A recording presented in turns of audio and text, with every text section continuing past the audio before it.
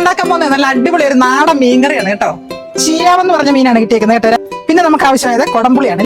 കാശ്മീരി മുളക്, എരിവുള്ള മുളക്, കുരുമുളക്, വെളിച്ചെണ്ണ ഒഴിച്ച് വറുത്ത് നല്ല അരച്ച് നല്ല അടിപൊളി പേസ്റ്റ് ആക്കി കൊടുത്തിട്ടുണ്ട്.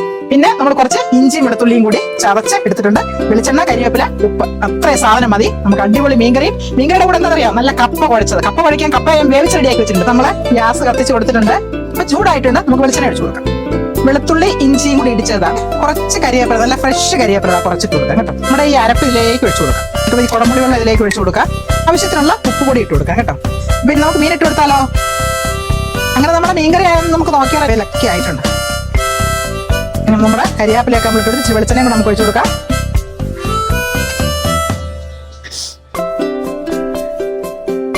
എല്ലാവരും കണ്ടല്ലോ എങ്ങനെ ഉണ്ടാക്കിയെന്ന്. അപ്പൊ എല്ലാവരും ഒന്ന് ഉണ്ടാക്കി നോക്കുക. വീഡിയോ ഇഷ്ടമെങ്കിൽ എല്ലാവരും ഒന്ന് സപ്പോർട്ട് ചെയ്യുക. അടുത്ത നല്ല വീഡിയോ ആയിട്ട് ഞാൻ വരുന്നുണ്ട്. അപ്പൊ നമുക്ക് കാണാം.